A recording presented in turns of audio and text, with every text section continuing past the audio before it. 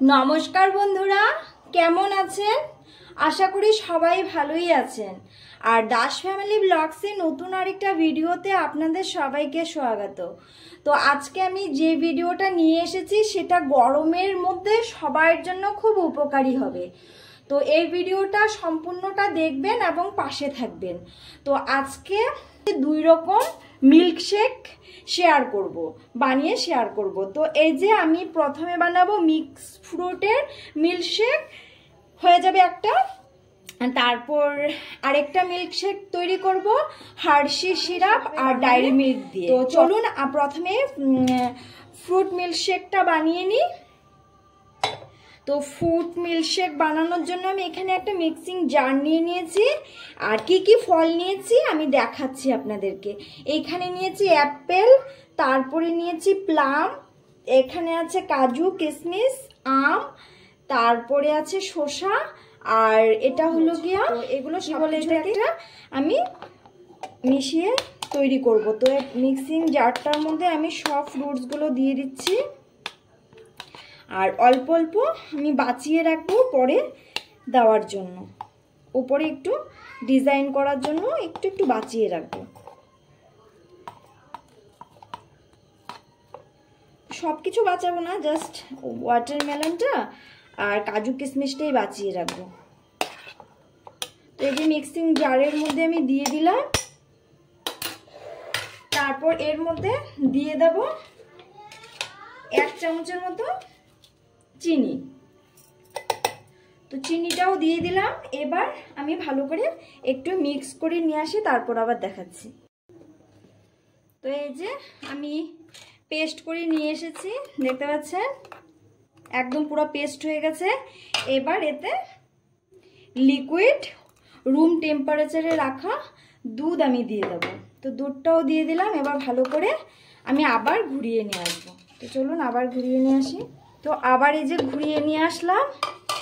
এবার একটা গ্লাসের মধ্যে কিছু আইস কিউব দিয়ে দেব।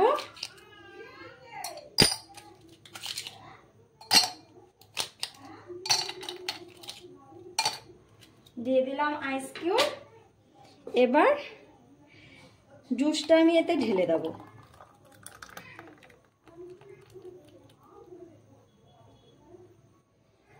দেখতে পাচ্ছেন কি লোভনীয় হয়েছে। তারপরে যে এখানে যে মিক্সড ফ্রুটগুলো রেখেছিলাম এগুলোকে একটু এইভাবে কুচি করে কেটে নেব।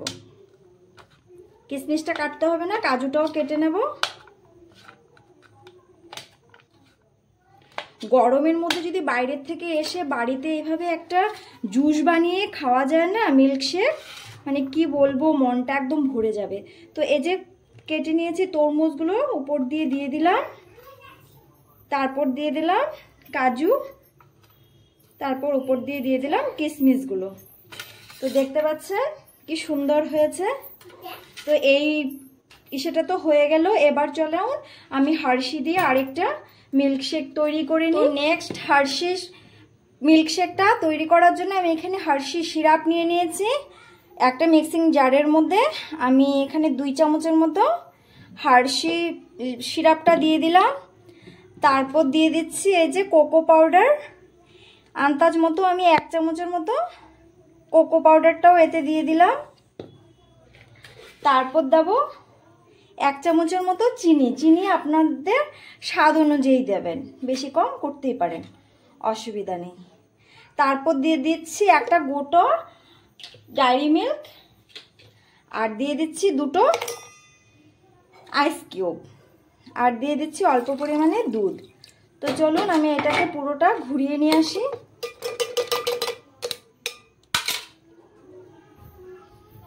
তো করে নিলাম, এই যে দেখতে পাচ্ছেন পুরো ঘুরিয়ে নিয়ে এসেছি। তারপর এবার এতে এখন গ্লাসের মধ্যে হার্শি দিয়ে একটু ঘুরিয়ে নেব। তো এখানে আমি একটা গ্লাস নিয়ে নিয়েছি। তো এই যে হার্শি সিরাপটাকে আমি জাস্ট গ্লাসে এভাবে একটু লাগিয়ে ডিজাইন করে নেব।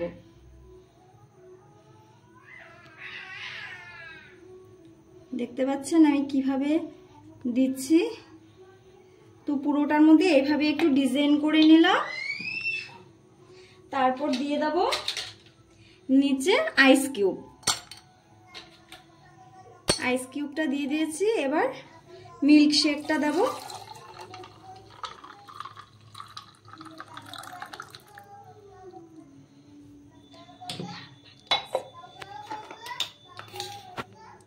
তারপর দিয়ে দিচ্ছি একটা আইসক্রিম।